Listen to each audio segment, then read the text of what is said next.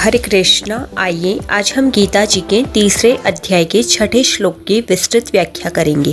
कर्मेंद्रियाणि संयम्य ये आस्ते मनसा स्मरन् इंद्रियार्थान विमूढ़ात्मा मिथ्याचारः स उच्यते। अर्थात जो कर्मेंद्रियों संपूर्ण इंद्रियों को हठ पूर्वक रोककर मन से इंद्रियों के विषयों का चिंतन करते हुए बैठता है, वह मूढ़ बुद्धि वाला मनुष्य मिथ्याचारी, मिथ्याचरण करने वाला कहा जाता है। व्याख्या है, यहाँ कर्मेंद्रियाणि पद का अभिप्राय 5 कर्मेंद्रियों वाक, हस्त, पाद, उपस्थ और गुदा से ही नहीं है, प्रत्युत इनके साथ 5 ज्ञानेंद्रियों श्रोत्र, त्वचा, नेत्र, रसना और घ्राण से भी है, क्योंकि ज्ञानेंद्रियों के बिना केवल कर्मेंद्रियों से ही कर्म नहीं हो सकते। इसके सिवाय केवल हाथ, पैर आदि कर्मेंद्रियों को रोकने से तथा आँख, कान आदि ज्ञानेंद्रियों को न रोकने से पूरा मिथ्याचार भी सिद्ध नहीं होता। गीता में कर्मेंद्रियों के अंतर्गत ही ज्ञानेंद्रियां मानी गई हैं, इसलिए गीता में कर्मेंद्रिय शब्द तो आता है पर ज्ञानेंद्रिय शब्द नहीं आता। 5वें अध्याय के 8वें 9वें श्लोक में देखना, सुनना, स्पर्श करना आदि ज्ञानेंद्रियों की क्रियाओं को भी कर्मेंद्रियों की क्रियाओं के साथ सम्मिलित किया गया है, जिससे सिद्ध होता है कि गीता ज्ञानेंद्रियों को भी कर्मेंद्रियां ही मानती है। गीता मन की क्रियाओं को भी कर्म मानती है। तात्पर्य यह है कि मात्र प्रकृति क्रियाशील होने से प्रकृति का कार्य मात्र क्रियाशील है। यद्यपि संयम्य पद का अर्थ होता है इंद्रियों का अच्छी तरह से नियमन, अर्थात उन्हें वश में करना, तथापि यहाँ इस पद का अर्थ इंद्रियों को वश में करना न होकर उन्हें हठ पूर्वक बाहर से रोकना ही है। कारण कि इंद्रियों के वश में होने पर उसे मिथ्याचार कहना नहीं बनता। मूढ़ बुद्धि वाला सत असत के विवेक से रहित मनुष्य बाहर से तो इंद्रियों की क्रियाओं को हठ पूर्वक रोक देता है, पर मन से उन इंद्रियों के विषयों का चिंतन करता रहता है और ऐसी स्थिति को क्रिया रहित मान लेता है। इसलिए वह मिथ्याचारी अर्थात मिथ्याचरण करने वाला कहा जाता है। यद्यपि उसने इंद्रियों के विषयों को बाहर से त्याग दिया है और ऐसा समझता है कि मैं कर्म नहीं करता हूँ, तथापि ऐसी अवस्था में भी वह वस्तुतः कर्म रहित नहीं हुआ है। कारण कि बाहर से क्रिया रहित दिखने पर भी अहमता, ममता और कामना के कारण राग पूर्वक विषय चिंतन के रूप में विषय भोग रूप कर्म तो हो ही रहा है। सांसारिक भोगों को बाहर से भी भोगा जा सकता है और मन से भी।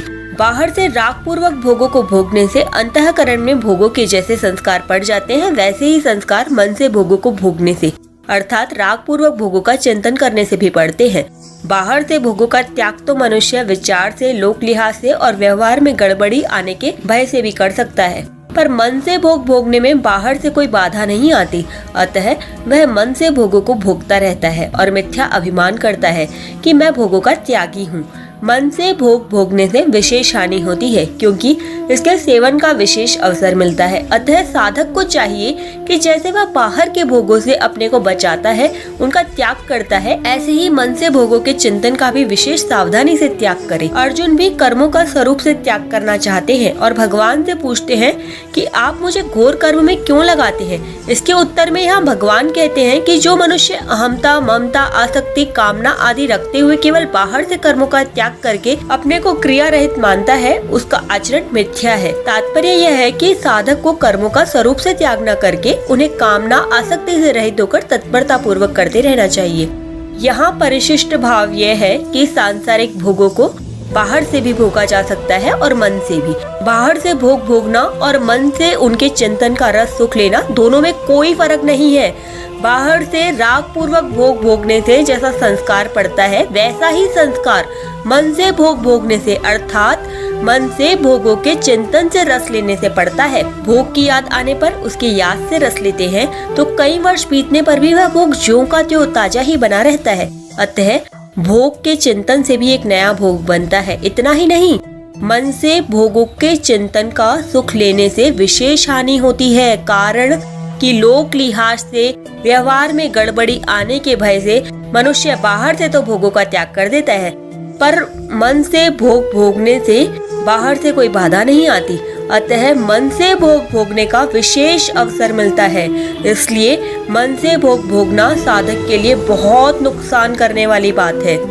तो वास्तव में मन से भोगों का त्याग ही वास्तविक त्याग है। 4थे श्लोक में भगवान ने कर्मयोग और सांख्य योग दोनों की दृष्टि से कर्मों का त्याग अनावश्यक बताया। फिर 5वें श्लोक में कहा कि कोई भी मनुष्य किसी भी अवस्था में क्षण मात्र भी कर्म किए बिना नहीं रह सकता। अब 6ठे श्लोक में हठ पूर्वक इंद्रियों की क्रियाओं को रोककर अपने को क्रिया रहित मान लेने वाला आचरण मिथ्या बताया है। इससे सिद्ध होता है कि कर्मों का स्वरूप से त्याग कर देने मात्र से उसका वास्तविक त्याग नहीं होता। अतः आगे के श्लोक में भगवान वास्तविक त्याग की पहचान बताते हैं, जिसकी व्याख्या हम कल करेंगे। हरे कृष्णा, राधे राधे।